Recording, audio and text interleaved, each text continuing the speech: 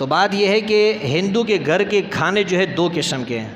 ایک وہ کھانا ہے کہ کسی جانور کو، حلال جانور کو ہندو اپنے ہاتھ سے ذبح کرے۔ ہندو کے ہاتھ کا ذبح کیا ہوا جانور اس کو آپ نہیں کھا سکتے ہیں۔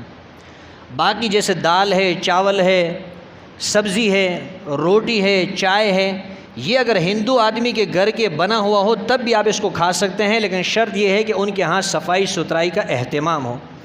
اگر آپ کو اندیشہ ہے یا یقین ہے کہ وہاں صفائی ستھرائی کا اہتمام نہیں تو پھر یہ چیزیں بھی نہیں کھانی چاہیے۔ احتیاط اسی میں بہتر یہ ہے کہ انسان ہندو کے گھر کا کھانا نہ کھائے، لیکن اگر کوئی چیز ذبیحے کے علاوہ آتی ہے، ان کے ذبح کیے ہوئے، ان کے ہاتھ کے ذبح کیے ہوئے کے علاوہ کوئی چیز آتی ہے، اس کو آپ کھا سکتے ہیں، پی سکتے ہیں۔ اگر گوشت اس نے باہر سے کسی مسلمان کی دکان سے خریدا ہے اور اس کو گھر کے اندر پکایا ہے تو وہ گوشت بھی آپ کھا سکتے ہیں، اس کا کھانا بھی جائز ہے۔ بہرحال احتیاط کرنا اس کے اندر بہتر ہے۔